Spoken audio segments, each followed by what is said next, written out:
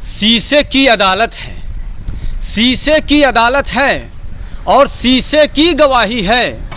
कातिल ही लुटेरा है और कातिल ही सिपाही है। इसी तरह से हमारे देश में नीचे से ऊपर तक लोग लगे हुए हैं, समझ नहीं पा रहे हैं लोग। अगर जो कुछ लोग चुनकर भी चले गए ओबीसी एससी एसटी से, तो उनसे क्या हमारी व्यथा है कि दिल में पड़ गए फफोले, दिल में पड़ गए फफोले, सीने की आग से अपना ही घर जल गया, घर के चिराग से, घर के चिराग से। अगर जो हम जैसे बोलने वाले लोग आगे आते हैं तो उसमें क्या कहते हैं लोग, कर क्या दिया जाता है, क्या छल होता है। जो बोलता है उसे डांट दिया जाता है, जो बोलता है उसे डांट दिया जाता है। अर्जुन को एक तरफ छांट लिया जाता है।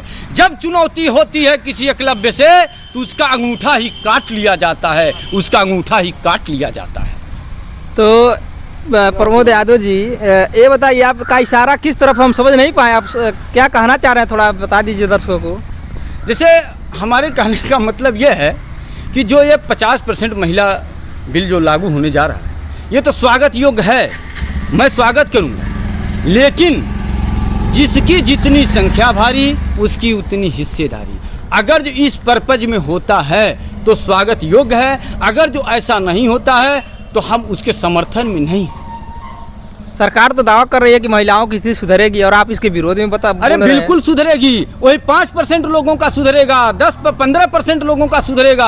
85% महिलाएं जहां की तहां रह जाएंगी और उनके दिन बद से बदतर होते चले जाएंगे। इनके नसीब में क्या होगा, कांवड़ यात्रा होगा, इनके नसीब में क्या होगा, चारों धाम होगा, इनके नसीब में क्या होगा, बाबा बागेश्वर धाम के पंडाल का शोभा बढ़ाना होगा, ज्योतिया व्रत रहना होगा, इनको नवरात्र व्रत रहना होगा और कुछ करना नहीं होगा। यानी इनकी हिस्सेदारी धार्मिक कार्य में बढ़ जाएगी, लेकिन सत्ता और राजनीति में नहीं बन पाएगी। अरे बिल्कुल, बस इनको बस इसी तक, यहीं तक सीमित रखना है इन लोगों को। ये समझ नहीं पा रही हैं। तमाम महिलाएं इसका सपोर्ट कर रही हैं कि ये तो महिलाओं के उत्थान के लिए किया जा रहा है, बिल जो लाया गया है। मैं भी कह रहा हूँ महिलाओं के उत्थान के लिए है, लेकिन कितने % महिलाओं के उत्थान के लिए है, कितने ओबीसी महिलाओं का उत्थान हो जाएगा, कितना एससी महिलाओं का उत्थान हो जाएगा, कितना एसटी महिलाओं का उत्थान हो जाएगा, ये तो वक्त बताएगा, वक्त बताएगा।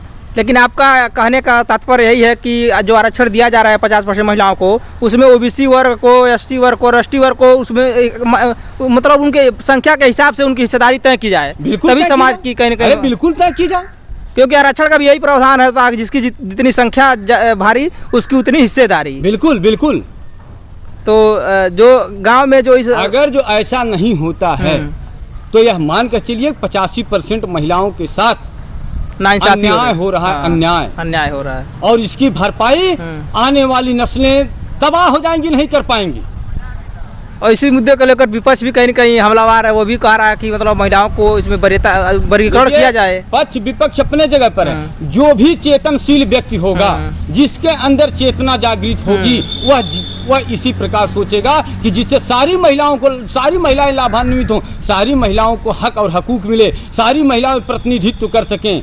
अगर जो ऐसा नहीं होता है तो मैं मानता हूँ उन महिलाओं के साथ, 85% महिलाओं के साथ नाइंसाफी। क्योंकि ग्राम पंचायतों के चुनाव में देखा जाए, नगर पालिका या ग्राम पंचायत के चुनाव में महिलाओं को, जो भी ओबीसी वर्ग है, उनको आरक्षण दिया जाता है। तो इसी हिसाब से वहाँ विधानसभा और लोकसभा में भी आरक्षण मिलना चाहिए। अरे बिल्कुल मिलना चाहिए। इसी को तो लोग मांग कर रहे हैं, लेकिन सरकार कहीं न कहीं इस चीज़ पर मौन है। अरे मौन, सरकार मौन है तो यह बताए मौन के पीछे कारण क्या है। मैंने कहा न पहले कि शीशे की अदालत है और शीशे की गवाही है, कातिल ही लुटेरा है और कातिल ही सिपाही है। तो साथियों, आप इनकी भावनाओं को समझ सकते हैं कि इनका कहना स्पष्ट है कि महिलाओं को जो आरक्षण 50% दिया जा रहा है, उसमें सभी कैटेगरी का एक निश्चित आंकड़ा तय किया जाए, तभी जाकर समाज के सभी वर्गों का कहीं न कहीं भला हो सकेगा। आपकी क्या राय है इस महिला आरक्षण के पक्ष में, कमेंट में जरूर बताइएगा। और मिलेंगे किसी वीडियो, तब तक के लिए हम आपसे विदा लेते हैं। जय साथियों, धन्यवाद।